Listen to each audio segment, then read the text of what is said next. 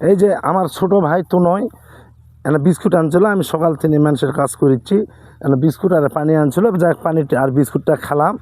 তো এর থুয়ে আর অল্প একটু কাজ আছে, এই কাজটা করি।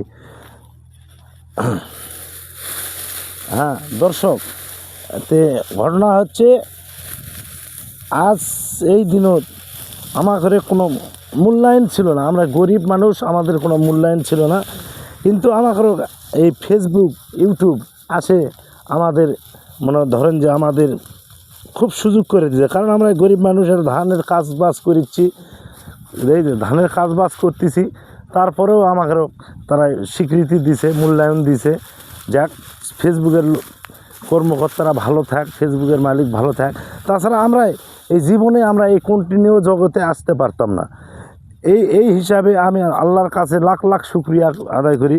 আমরা কিছু পাই বা না পাই, তারপরে আমাকে সারা বাংলাদেশের মানুষ দেখতেছে, এটাই হলো সবচেয়ে বড় কথা।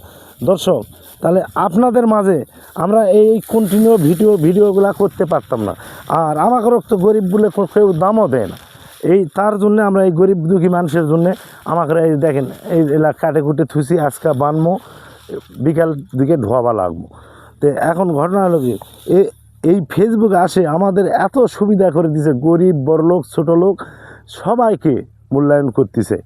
তো যাই হোক দর্শক, আমরা এই যে ভিডিওগুলো বানাই আপনাদের জন্যে, আপনারা দেখবেন দুঃখে আমরা বানাই এই ভিডিওগুলাই। যে আমার ছোটো ভাই স্কুলের থেকে আসে, আমার জন্য খাবার আনছে, বিস্কুট আর পানি আনছে, এইটুকু খেলাম, খাইয়ে আজান টাজান পড়লে আমরা এখন বাড়ির টানে দুই ভাই যাব, যায় আসে বিকালে বান্ধে ছান্দে আবার ধোয়াবার লাগবে।